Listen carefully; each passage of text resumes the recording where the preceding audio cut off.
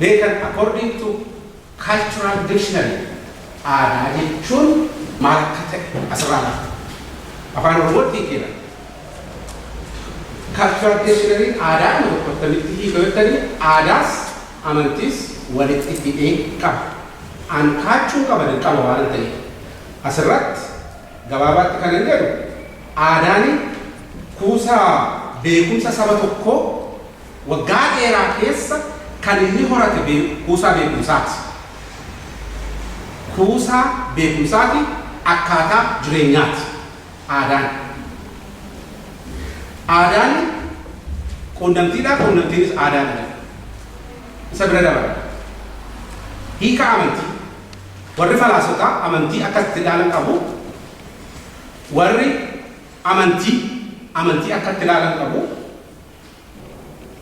Warri afaanii immoo linguistics immoo akkatti ilaalan qabu. Hiikaa mataa isaanii. Mee warra Jarmaniidhaan dhufe waan ta'e warri falaasota Jarmaniidhaan waan isaan jedhan ilaala.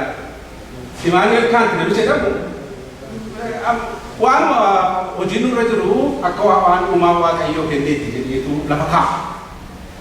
Karl Marx nama dhiba.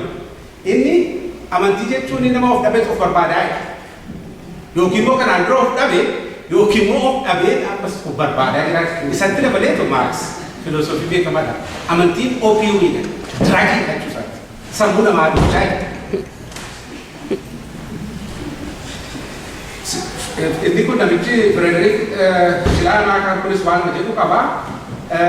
Mee gara kana birannan garmi warra amantiiti waan ta'eef warra filosoofotaa wajjin rakka badhaasa isin rakkisu. Namichi kun asitti exclusivism lafii gara Afrikaatti duulamuu jalqabu. Akka jedhu by religion I mean Christianity, by Christianity I mean Protestantism. Isaa fi Protestantii keessaa iyyuu Anglican religion is the rest no religion. Fixe mataa isaa keessatti. Hin jiru. Warri Christian apologetics immoo warri Christianaaf falman immoo badaa rakkatan immoo amantiin kuni amantii kan ta'uu danda'u organized of godhee system itti ijaaree kitaabi barreeffamee fi akka macaafa qulqulluu quraanni barreeffamee fi yoo wanta akkasii doktiriiniin isaa tartiibaan taa'e qofa amantiidhaa jedhan yaadu. Warri agnostics immoo atheistiin isaanis warra amantii jala galu isaan immoo isaan yaadan warri sun waaqayyo jiraachuu dhiisuun isaanii baramee warra agnostistiidha. Warri atheistiin immoo jedhaman waaqni sun hin jiru jedhu. Anaaf kan naagamu religious tolerance isa jedhu kana warra isaan define godhan sanatu naa ta'a. Hiika kanarraa kan jedhan jechuudha. Amantii akka itti ilaalu. Anaafi hiikaan amantiidhaa kan warra dictionaries bira sin dhaquun ariifachuun qaba. Anaaf hiikaan amantiidhaa maalin yoo jettani macaafa barreeffamee jiraachuutu amantii godhamti. Amantiin jiraachuutu macaaficha hin barreessisiisa.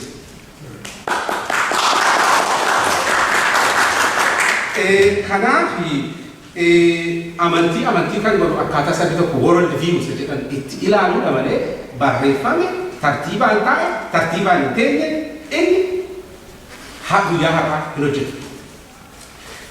Akka duraatti yeroo yaadan namichi Britain jedhe sanatti kiristaanummaa irraa jara islaamummaa booddeetti dabalanii amantii dhalanii judaayizimiin takka tureetti dabalame hinduizimiin dabalame african traditional religion amantii ta'uu danda'u.